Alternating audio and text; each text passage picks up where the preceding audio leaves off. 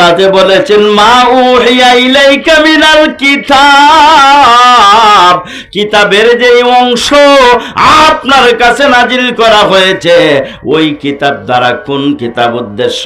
তাফসীরের কিতাবের মাঝে লেখেন আল্লাহ পাক রব্বুল আলামিন মহানবী সাল্লাল্লাহু আলাইহি ওয়াসাল্লামের কাছে কোরআন নাজিল করার আগে ওই কোরআনটা লৌহের মাঝে আল্লাহ সংরক্ষণ করে রেখেছেন। কথা কোন ঠিক কিনা? আরশে আজিমের ডান পাশে একটা স্লেটের মতন আছে, একটা প্লেট আছে, প্লেট। আমাদের গোর ছাদ দ্বারা গোর বানাইলে দেখবেন গোরের সামনে দিয়ে একটা প্লেট লটকাল থাকে, ইকানের মাঝে লেখে খান বাড়ি, চৌধুরী বাড়ি, শেখ বাড়ি, লেখে কি লেখে না। এইভাবে আরশে আজিমের নিচে একটা প্লেট আছে, ডান দিকে একটা প্লেট আছে। তাফসীরের কিতাবের মাঝে লেখেন এখানে আরশে আজিমের ছাদের নিচে আল্লাহ পাক রব্বুল আলামিন লৌহে মাহফুজটাকে এইভাবে লটকাইয়া রেখেছেন। ওই লৌহে মাহফুজের মাঝে আল্লাহ রব্বুল আলামিন পবিত্র কোরআনকে মতি এবং হীরার অক্ষর দ্বারা লিখে রেখেছেন। বলেন সুবহানাল্লাহ। কিতাবের মাঝে লেখেন আল্লাহ যে লৌহে মাহফুজের মাঝে পবিত্র কোরআন লিখে রেখেছেন, এক একটা অক্ষর কত বড় জাননি? একটা তাজি ঘোড়া, দ্রুতগামী ঘোড়া যদি প্রচন্ড গতিতে দৌড়ায়, দৌড়াইতে দৌড়াইতে একদিন নয়, 2 দিন নয়, 1 সপ্তাহ নয়, 2 সপ্তাহ নয়, 1 মাস নয়, 2 বছর নয়, 2 মাস নয়, 1 বছর নয়, 2 বছর নয়, দ্রুতগামী একটা ঘোড়া 500 বছর দৌড়াইলে কতটুকু এরিয়া যাইবে একটু চিন্তা করেন। সুবহানাল্লাহ। 500 বছর যদি দৌড়াইয়া একটা ঘোড়া যায় কমপক্ষে তো 6 মাইল যাইব না 5 মাইল যাইব? কোন হিসাব আছে? কোন হিসাব আছে?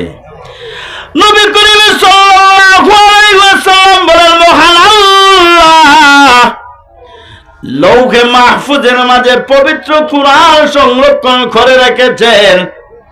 মুথির দ্বারা অক্ষরগুলো আল্লাহ তৈরি করিয়া লৌহে মাহফুজের মাঝে যে কোরআন লেখছেন, এই কোরআন শরীফের সর্বপ্রথম সূরা হলো সূরায়ে ফাতিহা। সূরায়ে ফাতিহার সর্বপ্রথম শব্দ হলো আলহামদু। কথা কোন ঠিক কিনা? আলহামদু শব্দের সর্বপ্রথম অক্ষরটা হইল আলিফ। ঠিক কিনা কোন? আলহামদু শব্দের সর্বপ্রথম অক্ষরটা বর্ণটা হলো আলিফ। আল্লাহ লৌহে মাহফুজের মাঝে এই কোরআনের একটা আলিফকে এত বড় করে লিখছেন।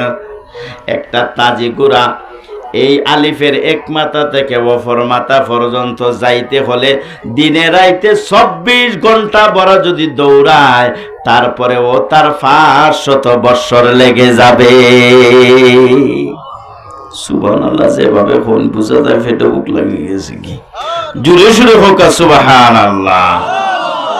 কালামে জিন্না কোরআনে হাকিম হিকমতে উলায়া জালাস্ত কাদিম। ও ইমানদার, ওই কোরআন থেকে লৌহে মাহফুজ থেকে আল্লাহ পাক রব্বুল আলামিন সর্বপ্রথম কোরআন খানাকে ট্রান্সফার করেছেন হযরত ইসরাফিল আলাইহিস সালামের কপালের মাঝে। বলেন সুবহানাল্লাহ। লৌহে মাহফুজের মাঝে আল্লাহ কোরআনকে সংরক্ষণ করে রেখেছেন। তারপরে হাজারো হাজারো লক্ষ লক্ষ কোটি কোটি বছর পরে আল্লাহ হযরত আদম আলাইহিস সালামকে বানাইলেন। আদম আলাইহিস সালামকে বানাইয়া আরশে আজিমের সামনে আদমকে রাখলেন। ফেরেশতাদেরকে বললেন আমি আল্লাহ নিজ কুদরতি হাতে আদম বানাইলাম, সম্মান দিলাম। ফেরেশতারা রে তোমরা আমার আদমকে সজদা করো।